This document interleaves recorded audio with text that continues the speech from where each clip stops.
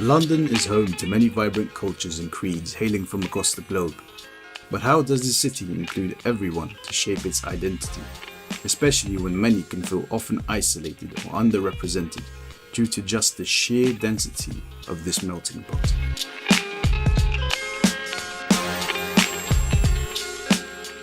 Roots London, exploring our city's many voices. My family are originally from Pakistan, but I was born and I grew up here. Born and raised in London. My family's from Sri Lanka. I was born here. My parents are from Nigeria, so I'm of Nigerian descent. I was born and raised in East London. So my family does not really live in this country. All of my family still live in India. Most of my friends are just, well, they're British, but they're family and all from different countries. So St. Lucian, so say Indian, Congolese. I live in Barnet and I'm British Pakistani. I was born and brought up in London and my parents are from Bangladesh originally. There's a bit of a language barrier due to me not speaking a native language, but it's quite a big community. I wish I knew more of it.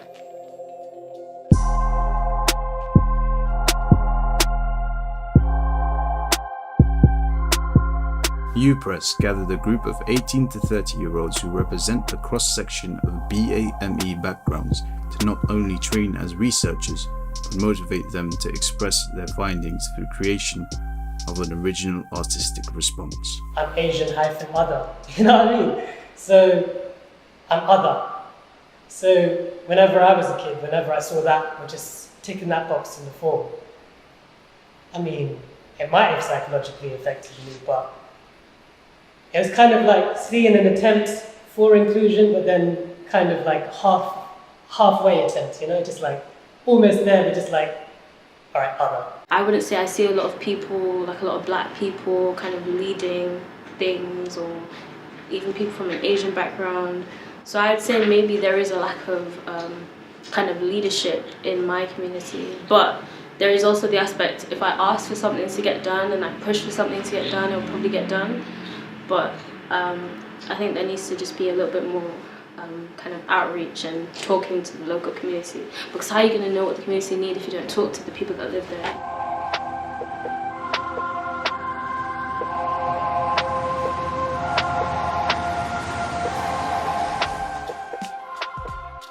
Members of UPress facilitated workshops in which researchers had the chance to connect as well as learn about artistic techniques once they finished their interviews. Each workshop had activities that got their creative juices flowing and concluded with a few sharing their pieces to the group. Now, I've never climbed a mountain before. I'll take a couple of pics, it'll be fine.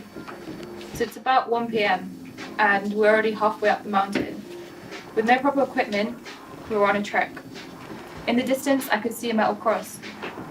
Curious, we climbed up towards it. To our surprise, we see a building. What on earth? In my community, I live quite close to Stratford, where the Olympics took place. So the good thing is, when the Olympics came, they brought a lot of money and brought a lot of jobs for my community. But it's still pretty deprived. I think as of 4 years ago, it was probably the most deprived in the country.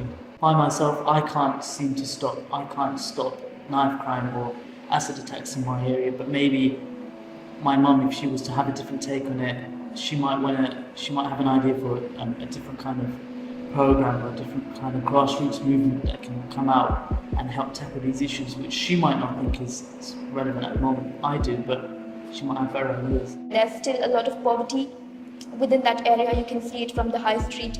There's a lot of shops, retail shops, which serve to people who aren't that well off, and you can just see even the roads aren't that well maintained, and you can see that all the funding from the council is going towards Wembley Park, but it's not really going towards Wembley Central. The young people led a pilot peer research, interviewing members of their communities to gain unique insights into social inclusion and what issues affect their everyday lives. The research went well. All of the surveys were finished. Everyone finished what they had to, but I only had one error, which was someone filled out 2 mothers, so I had to change it to something else. So that's about it. But I think overall the research went well. I think because I was doing video editing and recording, filming, I think that went well. Our neighbors, like, a few of them do drugs, and it brings a lot of their friends in the area. So that is as well a worrying thing. The researchers then transformed their findings into a variety of creative pieces, ranging from written poetry, opinion pieces, songs, and art. Not only did we get an idea of what their communities were thinking, but an essence of how talented these young individuals are. I actually bumped into one of my interviewees today, and she said, until you had asked me about what community meant to me, I hadn't really given it much thought, and she had been thinking about it ever since. So yeah, I think that's a big learning I'll take away. This is my artwork, and I have basically interviewed 7 people for my research, and the way I wanted to represent it was by using these birds as symbols, and this tree, because birds represent migration, and the 2 questions that I've picked to represent on my piece of work are if the participants feel that the City Hall has done enough for them. There was someone I interviewed who was born in the UK, but their parents are from Nigeria.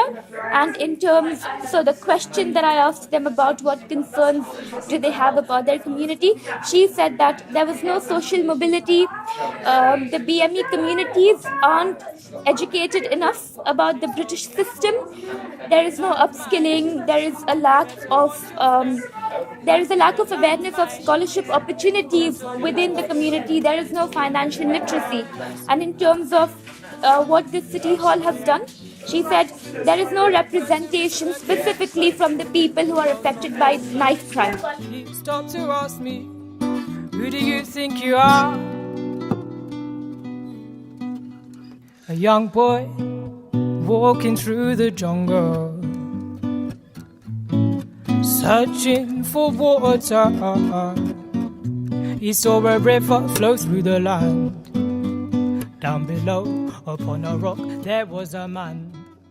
You still kept important traditions such as staying firm to our roots when it comes to cooking our food, when it comes to dressing in our tribal wear at community gatherings, being proud of speaking our mother tongue on the phone when in public, being proud to share our stories of how my great-grandfather fought in the war with victory at the end of a dark, tormenting tunnel. Never too late, they warned me. The landmines, better watch your step. The landmines, better watch your step. And told him so. We people are all the same. Do you know who you are? You better respect yourself. The world. Every day is black and black. Mum's late, she done broke her back. Still broke, some the destination of this bus has changed. Hey, we need to change. Back in the day it was Teddy boys. Nowadays it's our own boys trying to kill a boys. Black and black like a funeral. Worst case is a hearse. Moving like it's a curse. And when worst came to worse, people came first. Nowadays it's let's lurk. Like 6 feet in the dirt. That trap life don't work. Ancestors already fought my fight. I'm gonna stand and shine my light.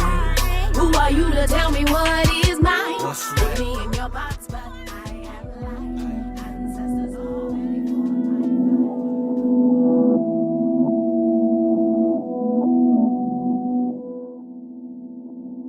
fight. My grandparents first came to this country, they really weren't made to feel very welcome at all.